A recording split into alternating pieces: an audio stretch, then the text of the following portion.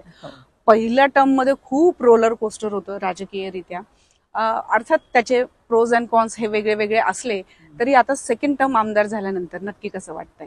आनंद होतोय की ह्या परिस्थितीमध्ये जेव्हा की मराठवाडा हा जातीवादाचा केंद्रबिंदू झाला होता आणि त्याचा फायदा महाविकास आघाडीवाल्यांनी जास्त घेतला होता आणि अशा सिच्युएशनमध्ये निवडून येणं हे मोठं चॅलेंज होतं, परंतु चांगल्या पद्धतीने सर्वांच्या आशीर्वादामुळे, खास करून देशाचे पंतप्रधान नरेंद्र मोदीजी, अमित भाई शाह ज्यांची सभा माझ्या निवडणुकीदरम्यान झाली आणि त्यांच्या सभेनंतर एक वेगळाच आत्मविश्वास माझ्या कार्यकर्त्यांचाही वाढला आणि निवडणूक आपण जिंकतोय असा आत्मविश्वासाने राहिलेले 8 दिवस लोकांनी काम केलं. आणि राज्याचे मुख्यमंत्री देवेंद्र फडणवीस साहेब ज्यांचं जातीने लक्ष होतं, 1-2 दिवस आड ते स्वतः मला फोन करायची, मेघना कसं चाललंय, इकडे बघ तिकडे बघ, हे असं आहे थोडंसं इकडे.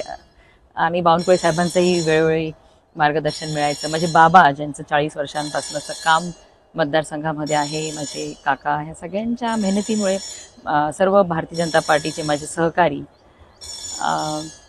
मी जिंकून आलेली आहे.